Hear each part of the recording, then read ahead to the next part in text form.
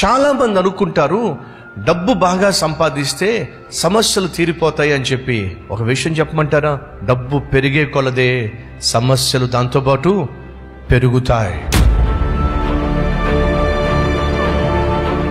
డబ్బు నాకున్న ఈ సమస్యను తీరుస్తుంది, డబ్బు నాకున్న ఇంటి సమస్యను తీరుస్తుంది, డబ్బు నాకున్న ఆర్థిక సమస్యను తీరుస్తుంది, డబ్బు నాకున్నటువంటి కుటుంబ సమస్యను తీరుస్తుంది, డబ్బు నాకున్నటువంటి అనారోగ్య సమస్య తీరుస్తుంది అనుకుంటున్నారు. కానీ వాస్తవంగా డబ్బు పెరగడం వల్ల లేనిపోని సమస్యలు.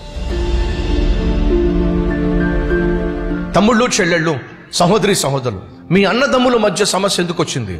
ఆస్తి వల్లేగా. మీ అక్క చెల్లెళ్ళ వల్ల మధ్య సమస్య ఎందుకు వచ్చింది? ఆస్తి వల్లేగా. మీ కుటుంబాల మధ్య ఎందుకు సమస్య వచ్చింది? ఆస్తి వల్లేగా. మీ పార్ట్నర్స్ మధ్య ఎందుకు సమస్య వచ్చింది? లాభం వల్లేగా. లాభాలు లేనంత వరకు మీ పార్ట్నర్స్ అందరూ చాలా దగ్గరగా ఉన్నారు, చాలా క్లోజ్గా ఉన్నారు, కలిసి పనిచేశారు. లాభాలు ఎప్పుడైతే రావడం మొదలు పెట్టినాయి అప్పుడేగా సమస్యలు మొదలైనవి. అప్పుడేగా ఎలా షేర్ చేసుకోవాలనేటటువంటి ప్రశ్న వచ్చింది, దాంట్లో అన్యాయం జరుగుతూ వచ్చింది. ఎస్, అనేక సందర్భాల్లో అభివృద్ధి మనిషికి తన కుటుంబానికి వినాశనాన్ని తీసుకొస్తుంది. మరొకసారి జ్ఞాపకం చేస్తున్నా, డబ్బు నీకు చక్కని బట్టలు కొనిపిస్తుందేమో కానీ ఆకారాన్ని మాత్రం ఇవ్వడం సాధ్యం కాదు, సాధ్యం కాదు, సాధ్యం కాదు. డబ్బు ఖరీదైన కారును కొనిపెడుతుందేమో కానీ ఆ ప్రయాణంలో మాత్రం క్షేమాన్ని కొనిపెట్టలేదు, కొనిపెట్టలేదు, కొనిపెట్టలేదు. డబ్బు నీ ఇంట్లో ఫర్నిచర్ని కొనిపెడుతుంది, చక్కని మంచాన్ని కొనిపెడుతుంది, ఏసీని కొనిపెడుతుంది, కానీ సుఖాన్ని మాత్రం కొనిపెట్టలేదు, కొనిపెట్టలేదు, కొనిపెట్టలేదు.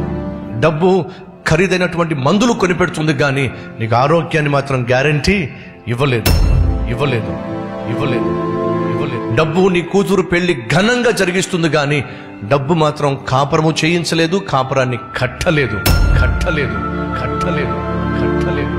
డబ్బు ఒక అద్భుతమైన ఇల్లు కట్టిస్తుంది, కానీ కుటుంబాన్ని మాత్రం కట్టలేదు, కట్టలేదు, కట్టలేదు, కట్టలేదు. డబ్బు అద్భుతమైన అందమైన సమాధిని కట్టిస్తుందేమో కానీ నేను పరలోకానికి మాత్రం చేర్చలేదు, చేర్చలేదు, చేర్చలేదు, చేర్చలేదు. ఒక కుటుంబం కట్టబడాలన్నా, నీ ప్రయాణం క్షేమంగా ఉండాలన్నా, నీ కూతురు కాపురం, నీ కొడుకు కాపురం నిక్షేపంగా ఉండాలన్నా, నీకు ఆరోగ్యం ఉండాలన్నా, నువ్వు పరలోకానికి పోవాలన్నా డబ్బు వల్ల సాధ్యం కాదు, మరి నా ప్రభువు వల్ల సాధ్యం.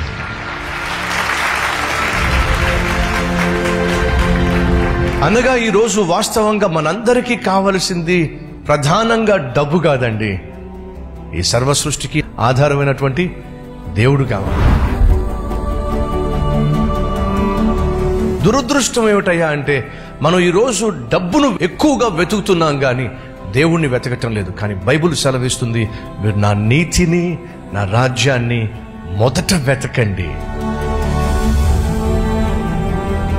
అప్పుడు అవన్నీ మీకు అనుగ్రహించబడును. ఏవన్నీ, ఏం తింటామో, ఏమి త్రాగుతామో, ఎక్కడ నివసిస్తామో, వీటి గురించి మీరు వర్రీ కాకండి. పక్షులను చూడండి, అవి కోయవు, విత్తవు, కొట్లలో కూర్చుకొనవు, కానీ పరలోకమందున తండ్రి ఆ పక్షులను పోషిస్తున్నాడుగా.